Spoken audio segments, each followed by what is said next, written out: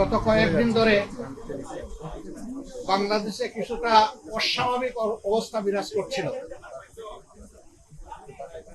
তারই ধারাবাহিকতায় গত পরশুদিন অর্থাৎ বৃহস্পতিবারে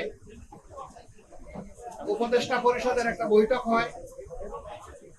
সেই বৈঠক থেকে প্রধান উপদেষ্টা তিনি একটা মেসেজ জাতিকে দিতে চেয়েছিলেন, তিনি সেটা দেননি। কিন্তু এই কথাটা খুব দ্রুত সমাজের সব দিকে ছড়িয়ে পড়ে, যার কারণে সমাজে একটা অনিশ্চয়তা, আশঙ্কা, আতঙ্ক দেখা দেয়। আমরা সেই দিনই বিষয়গুলোকে হিসাবে নিয়েছি, নোটিশে নিয়েছি। একই সময়ে একজন রাজনৈতিক নেতা তার জনপ্রতিনিধিত্বের একটা দাবি নিয়ে তিনি একটা অবস্থান নিয়েছিলেন। আবার আরেকটা গুরুত্বপূর্ণ জায়গায় আরেকটা দাবিতে আরেক দল অবস্থান নিয়েছিলেন। এই সব কিছু প্রধান উপদেষ্টার জন্য কিছুটা কষ্টের, কিছুটা বিরক্তির ছিল, যার কারণে তিনি তার দায়িত্বের ব্যাপারে পুনর্বিবেচনা করবেন এরকম একটা অভিব্যক্তি তিনি প্রকাশ করেছিলেন। কিন্তু কার্যত এটা অফিসিয়ালি সামনে আসেনি। এ বিষয়ে আপনারাও আমাদের মতোই বিচলিত ছিলেন, আমরা এটা বিশ্বাস করি। কারণ দেশ আমাদের সবার, দেশ ভালো থাকলে আমরা সবাই ভালো থাকবো। 24 জুলাই বিপ্লবের মধ্য দিয়ে দেশে একটা পরিবর্তন এসেছে, কিন্তু এই পরিবর্তনে এখন যারা নেতৃত্ব দিচ্ছেন সরকারে, তারা তাদের পরিচয় হচ্ছে যে তারা কোনো পার্টিকে বিলং করবেন না। এটা হওয়া উচিত, কিন্তু এখানেও কিছু ব্যতিক্রম ঘটেছে। এটাও মাঝে মধ্যে সমাজকে উদ্বিগ্ন করেছে। আবার স্বাভাবিকভাবেই এই পরিবর্তন বা বিপ্লবের অবশ্যম্ভাবী দাবি ছিল যে অর্থবহ কিছু সংস্কার করা লাগবে এবং যারা অপরাধী তাদের বিচার হতে হবে। এই সংস্কার এবং বিচারের মধ্য দিয়েই একটা অর্থবহ নির্বাচন হবে। সেই নির্বাচনে সমতল মাঠ থাকবে। নির্বাচনে যারা অংশগ্রহণ করবেন তাদেরকে কোনো ধরনের ষড়যন্ত্রের মুখোমুখি হতে হবে না। এখানে পেশি শক্তি এবং কালো টাকার প্রভাব চলবে না। 15.5 বছর মানুষ 3টা নির্বাচনে তার ভোটের অধিকার প্রয়োগ থেকে বঞ্চিত হয়েছে। এবার তারা নিঃসংকোচে নিজের এই অধিকারটা প্রয়োগ করতে চায় এবং এই সুযোগ পাবে, নিশ্চিত হবে। এটি হচ্ছে জনগণের দাবি। প্রধান উপদেষ্টা ইতিমধ্যে কয়েকবার তিনি বলেছেন নির্বাচন তিনি দিতে চান এই বছরের ডিসেম্বর থেকে শুরু করে আগামী বছরের জুনের মধ্যবর্তী কোনো এক সময়। কিন্তু তিনি সুনির্দিষ্ট কোনো রোডম্যাপ দেন, কোনো মাস, সপ্তাহ তিনি ঘোষণা করেননি। এটাকে কেন্দ্র করে বিভিন্ন ধরনের দাবি এই নির্বাচনের রোডম্যাপের ব্যাপারে আছে। আমাদেরও কিছু রিকমেন্ডেশন ছিল, আমরা তার প্রতি সম্মান রেখেই বলেছিলাম যে দায়িত্ব আমরা সবাই মিলে তাকে দিয়েছি, তিনি চেয়ে নেননি এবং তিনি দলের পক্ষ থেকেও নির্বাচিত কোনো দায়িত্বশীল নেতা নন, বরঞ্চ তিনি জনগণের ঐক্যমতের ভিত্তিতে এই জায়গাটায় একটা গুরুবার তিনি গ্রহণ করেছেন। তাকে আমরা তার সম্মান বজায় রেখে দেশের স্বার্থটা তিনি দেখবেন, সেটা আমরা সবসময় বলে আসছি। আমরা আজকে ওই ব্যাপারে কথা বলেছি। আমরা বলেছি 2টা বিষয় স্পষ্ট করা দরকার।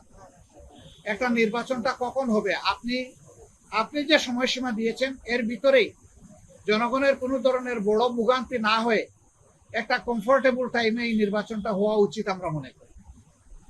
আর 2 নম্বর আমরা বলেছি এই নির্বাচনের আগে অবশ্যই সংস্কার এবং দৃশ্যমান বিচারের কিছু প্রক্রিয়া জনগণের সামনে আসতে হবে। সংস্কার শেষ না করে যদি কোনো নির্বাচন হয়, এই নির্বাচনে জনগণ তাদের প্রত্যাশা পূরণ করতে পারবে না। আবার সব সংস্কার এই সরকারের পক্ষে করা সম্ভব না। মাত্র 5টা সুনির্দিষ্ট বিষয়ে তারা হাত দিয়েছে। এতটুকু নিষ্পত্তি হওয়া উচিত সন্তোষজনক ভাবে। এর পাশাপাশি এখানে জুলাই প্রক্লেমেশনের ব্যাপার স্যাপার আছে, এগুলা সংস্কারের সাথে জড়িত। তো অনেক দলের দাবি দেওয়ার মধ্যেও কিছু ভিন্নতা আছে, এটা থাকবে। দল যেহেতু আলাদা, মতেরও ভিন্নতা থাকবে, এটাই স্বাভাবিক। গণতন্ত্রের সৌন্দর্য হচ্ছে আমার মতটি আমি প্রকাশ করব, আরেকজনের মতের প্রতি আমি শ্রদ্ধা দেখাবো। আমি কারো মতকেই তুচ্ছ জ্ঞান করব না, উপহাস করব না, এবং কাউকে অপমানিত করব না। কিন্তু আনফরচুনেটলি এই সীমা আমরা অনেকেই রক্ষা করে চলতে পারি না। আমাদের পারা উচিত। গণতন্ত্রের স্লোগান হচ্ছে let us agree to disagree. আসো আমরা এক হই যে আমাদের ভিন্ন মত প্রকাশ করার অবকাশ আছে, সুযোগ আছে। এই থিওরির উপর আমাদের সকলকে আসতে হবে। আমরা বিশ্বাস করি সমস্ত দলই দেশকে ভালোবাসে। ভালোবাসার জায়গা থেকে দায়িত্ববোধের পরিচয় দিয়ে আমরা সবাই যদি এগিয়ে আসি এবং আমরা যদি সংস্কার প্রক্রিয়াকে অর্থবহ সহযোগিতা করি, তাহলে একটা অর্থবহ সংস্কারের মধ্য দিয়ে একটা অর্থবহ নির্বাচন নিশ্চিত হতে পারে ইনশাআল্লাহ। আমরা সেই দিনটির অপেক্ষায় আছি।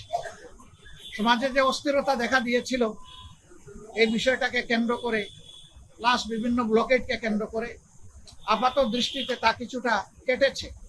আমরা এর স্থায়ী নিষ্পত্তি চাই এবং আমরা মনে করি যে 2টা রোডম্যাপ ঘোষণা করলেই তার অনেকটাই সমাধান হয়ে যাবে।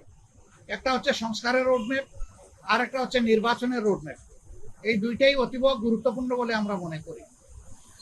আপনারা আজকে এখানে এসেছেন, আপনারা ইতিমধ্যে বিএনপির বন্ধুরা এসেছেন, তাদের কথা আপনারা শুনেছেন, আমাদের কথা আপনারা ধৈর্য ধরে শুনলেন। এই জন্য আমরা আমাদের পক্ষ থেকে আপনাদের প্রতি কৃতজ্ঞতা জানাই এবং ধন্যবাদ জ্ঞাপন করি। আমি মহোদয় আপনাদের সাথে আমাদের আরো অনেক দেখা হবে, কথা হবে ইনশাআল্লাহ। আজকে আরো হয়তো আপনারা কথা শুনবেন, আরেকটা দল তারা ঢুকেছেন, তারাও বের হলে তারা তাদের কথা বলবেন। আমরা দেশকে আমাদের ভালোবাসার জায়গা থেকে, বিবেকের দায়বোধের জায়গা থেকে যেটা উত্তম মনে করি সেই ব্যাপারে কাজ করতে আমরা দৃঢ় প্রতিজ্ঞ। ন্যায় এবং সত্যের পথে আমরা অবিচল থাকবো। দেশের স্বার্থটাকে আমরা বড় করে দেখবো, এটি হচ্ছে আমাদের অঙ্গীকার। আপনাদের সবাইকে ধন্যবাদ। আমি মহোদয় আপনারা যে আজকে আলাপ করলেন, এটার প্রেক্ষিতে আপনারা কোনো সময়সীমা বেঁধে দিয়েছেন কিনা এবং আপনারা রোড এই সংস্কারের পরে নির্বাচন চাচ্ছেন কিনা? অবশ্যই সংস্কারের পরে সবাই নির্বাচন চায়। আমরা না, এর আগের দল বলেছে যদি তারা ক্ষমতায় যায় তাহলে তারা সংস্কার কন্টিনিউ করবে এবং আওয়ামী লীগের বিচার কন্টিনিউ করবে। আপনারা কি সংস্কারের পরে বিএনপি কখনো কখনো বললে, তারা কিন্তু বারবার এখনো বলছে যে আমরা সংস্কারের বিরোধী নই, তবে নির্বাচনের রোডম্যাপটা আমরা চাই সুনির্দিষ্টভাবে। সেটা তো আমরাও চাই, কিন্তু আমরা কোনো সময় বেঁধে দেইনি। আমরা কমফোর্টেবল 2টা টাইম আপনাদের মাধ্যমে এই জাতিকে জানিয়েছি। যদি সংস্কার শেষ হয়ে যায় তাহলে ফেব্রুয়ারির মধ্যভাগে এটা হতে পারে, আর যদি সংস্কারের ভিতরে শেষ না হয়, আরেকটু সময় লাগে, এরপরেই যেহেতু রোজা শুরু হয়ে যাবে, রোজার পর হতে হবে। তারপরে এটাকে টেনে লম্বা করলে কোনো সুষ্ঠু নির্বাচন করা সম্ভব হবে না। আমাদের দেশের আবহাওয়া এটা এলাও করবে। প্রধান উপদেষ্টা তিনি গভীর মনোযোগ সহকারে শুনেছেন এবং আমাদের এটা আস্থা হয়েছে যে তিনি বিষয়টাকে ইতিবাচক ভাবে নিয়েছেন। যারা পদত্যাগ চেয়েছেন এই ব্যাপারে তারাই ব্যাখ্যা ভালো দেবেন। আমরা কারোই কোনো পদত্যাগ চাইনি। এই সময় আমরা যখন ওই রকম প্রয়োজন অনুভব করব তখন আপনাদের মাধ্যমে জানাই। এটা ঠিক আমাদের ব্যাপার আর বিএনপির ব্যাপার একরকম না, একটু ডিফারেন্স আছে। আমরা কিন্তু নিজেই চেয়েছি এবং টাইপটা ফিক্স আপ হয়েছে। কালকে আপনারা সংবাদ মাধ্যমে এটা অলরেডি জানতে পেরেছেন। হ্যাঁ, সেটা আমি পরে আসতেছি। ওনার দাওয়াত আমরা পেয়েছি, এটা অস্বীকার করব না, কিন্তু এর আগে আমরাই চেয়েছি এবং আমাদের চাওয়ার প্রেক্ষিতেই আজকে সন্ধ্যা 6টায় এই সময়টা নির্ধারিত হয়েছিল। আমাদের অন্য একটা দলীয় কর্মসূচি থাকার কারণে আমরাই চেয়েছিলাম যে আমাদেরকে আরো 2 ঘন্টা পিছিয়ে দেওয়া হোক। সে আমাদের অনুরোধের প্রেক্ষিতেই 8টা ফিক্স করা হয়েছিল, যদিও 8টায় আমরা শুরু করতে পারি নাই, একটু পরে আমরা শুরু করেছি। উনি ডেকে এইটুকুই বলেছেন, দেশ আমাদের স্বভাব, আমি অবশ্যই অর্থবহ, সুষ্ঠু, স্বচ্ছ একটা নির্বাচন দিতে চাই। আমি যেন তেন কোনো নির্বাচন দিতে চাই না।